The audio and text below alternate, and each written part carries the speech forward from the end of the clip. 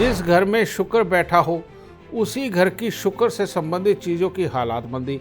अब दूसरे घर में बैठा है तो ना ससुराल ना कुनबा, कुछ भी नहीं बचा। और सातवें घर में बैठा है, यहाँ तो जीवन साथी के लाले पड़ गए, साली कहाँ से मिलेगी, वो भी ना मिले, और डेली इनकम नहीं बचेगी। सातवां घर डेली इनकम का भी है।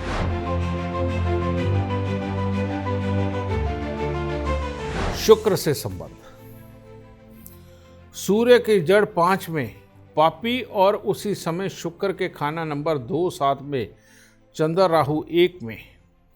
माता पिता की आयु शक्ति। जिस घर में शुक्र बैठा हो उसी घर की शुक्र से संबंधित चीज़ों की हालातमंदी। सूर्य बैठा होने वाले घर पर शुक्र कोई बुरा असर ना हो। कुल मिलाकर सूर्य की जड़ यानी कि सूर्य का घर 5वां, इसके अंदर पापी ग्रह शनि राहु केतु ये बैठे हों, उसी समय में शुक्र 2 या 7 में हो, यानी कि दूसरे घर में हो या 7वें घर में हो, ठीक है। चंद्र राहु पहले में हो, चंद्र हो या राहु हो या चंद्र राहु पहले में हो, ठीक है।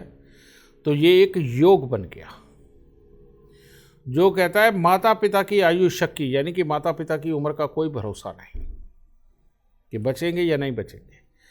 जिस घर में शुक्र बैठा हो उसी घर की शुक्र से संबंधित चीज़ों की हालातमंदी। अब दूसरे घर में बैठा है तो ना ससुराल ना कुनबा, कुछ भी नहीं बचा, लिक्विडिटी नहीं बची।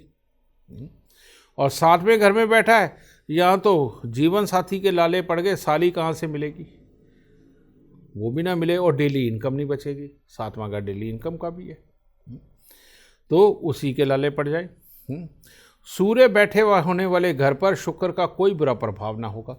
लेकिन अब सूर्य जिस घर में बैठा है उस पर शुक्र का बुरा प्रभाव नहीं जा रहा, तो आदमी को सुजस क्या करना है, सुजस ये करना है कि भाई सूर्य जिस घर में बैठा है उस घर से संबंधित जो काम काज है तो वो कर, उसमें तेरे को पैसा मिलता रहेगा। इसका मेन लॉजिक ये है, ठीक है।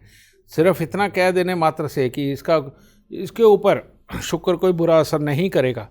शुक्र तो बुरा हो गया, दूसरे में बैठा तो वो दूसरे को खा गया घर को, 7वें बैठा तो 7वें घर को खा गया, तो दूसरे घर से लिक्विडिटी और 7वें घर से डेली इनकम।